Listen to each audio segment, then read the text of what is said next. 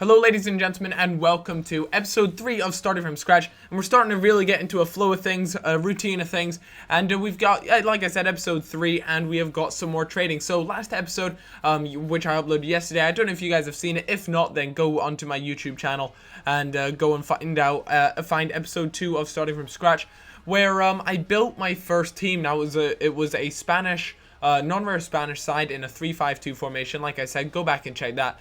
And yeah, it was successful. I do want to start playing some games. But first, we got to get some trading. We got to make sure that we have enough coins to make sure we're good with contracts, good with fitness, all that good stuff. And you guys do quite enjoy seeing trading. So games to come soon. But as you guys can see, I managed to sell a David Luiz and things like that. And I was just bidding on some random players, just getting a general feel for the market, see how things were going, seeing who to buy, who not to buy. Who are the players that I get the biggest profit margin on or not. Because one of the things you guys actually have to keep out for is EA, if you didn't already know, they apply a 5% tax to all profits that you make. So, for example, say you buy, Say you buy a player for 100,000 coins. The person who sold him for 100,000 coins actually only gets 95,000 coins. That's because EA take a 5% tax out of it, and it's more to stabilize the market. It's a whole, it's essentially a mini economy is what Ultimate Team is. So, tax does have to feature in there. A lot of people ask why it does, and I mean, you could really go into depth about it all, but just go with the flow, nod your head, and deal with it. That's pretty much the way to go about it. But one of the players that I've really been interested in, trading with is Sahin. And as you guys saw there, I went to the 442 and tried to find the cheapest buy now, the bin, as some people call them, just so you know what you can, what you should be buying him for the cheapest, what you guys want to be spending when you're bidding on him, what do you want to be spending most for, so you can make a good profit off each player. So as you guys can see, I go on and I like to use 4 at the back. Whenever I bid on players, I like to focus on 4 at the back formations, because I find, 1, those are the ones that tend to sell for more, and 2, they sell far easier than any of the other ones. Another one which sells quite easy is 3-5-2, but just make sure you have them in a good position if you have them in the 3-5-2. So make sure you don't have them like a left winger in 3-5-2, because obviously the left wing position doesn't feature in the 3-5-2 formation. So small things like that really do make a difference. As you guys can see, I was really just roaming the market, finding out what suited me best, what I found worked for me best, and just finding out the general prices of players. One of the comments on, I think it was just episode 1 actually, one of the guys was like, Cal, I saw you take a look at Marchisio. Why did you go for him out of everyone else? Why did you choose Marchisio?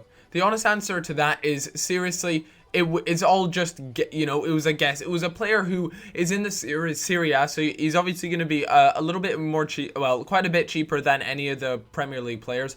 So for that reason, I wanted to look at some Serie A players, and it's all just kind of random players who you think will be in demand, and just things like that. It's all kind of, there's no real formula to it, and honestly, I wish there was. I wish there was a certain way that you could just generate coins constantly, but it's just not that way. You have to find players that you know well on the market, and that's what I essentially do for most of this episode, is just get a feel for what players are going for, understanding the market, and that's really the most important thing you guys should do before trading. I do actually make one mistake, and that is, this is my trade pile here. I picked up a De Juro, and I actually got into a bidding war with someone there. And I made the very noob error, which is I didn't research into how much a De Juro goes for normally, and I ended up paying, I think it was 200 coins more than his average price, and that is kind of costly. In all honesty, I could probably spare myself 200 to 300 coins, because if I just go onto this formation tactic that I tend to use right now, again, that method is in episode 1, then I'm more than, I will get my money back pretty quickly, the loss that I made on De Juro, which was only a couple hundred coins. But that's just kind of my lesson learned.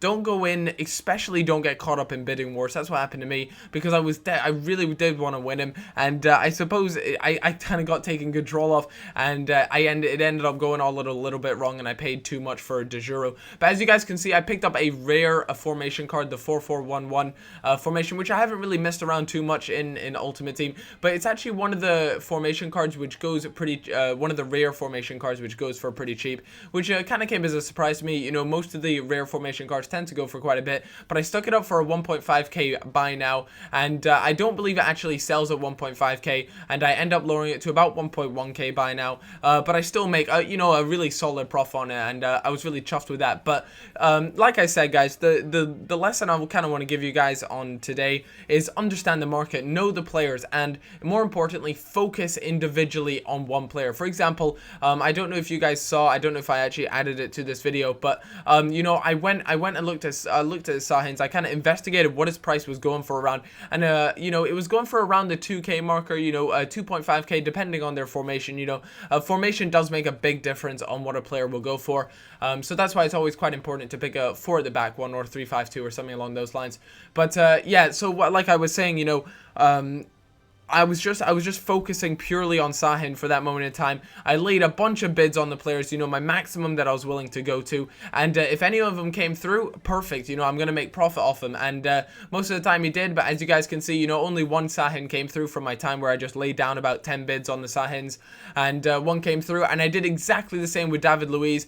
And you know, one of the important things is that you can do is you know, not only can you focus on an individual player, but if there's enough of the player, if the card weight of the player is high, so he's quite a populated player on the market, one thing to do is go onto a player, so a player like David Luiz, where there are quite a few of them, go onto his player and also focus specifically on a formation. So you can go for a 4-1-2-1-2, you know, that's a very expensive formation, and also a 4-3-3 formation. Those are very expensive this year, and it's just pretty much understanding what you want to be paying maximum for players, what you know where you're going to get a certain amount of coinage from it, and just all that sort of stuff. So that's kind of my trading tip for you guys this time around. I'm still learning my feet around the market. You're always learning when you're browsing the market and things like that. So that's just something to keep in mind. But I had my first game here, you know, my non-rare Spanish team going up against Eton Bray FC at Town Park. This was my very first game in Division 5, and I was really excited for it. A good game it was going to be. As you can see, there is my squad, there is my non-rare Spanish team, but you're going to have to wait to next episode to see what it's all about. And if you guys would be interested, then if this hits 3,000 likes, I'll do my best to get another one as up as quick as possible. And if I don't get it up today, it'll be up for you tomorrow, no doubt. Thanks a lot, guys, for watching, and have a good day. Bye-bye. Hopped off a messed up mattress, no time for a rest. Handcuffs, start over, press reset, and we're going all the way, no recess. This year I'm a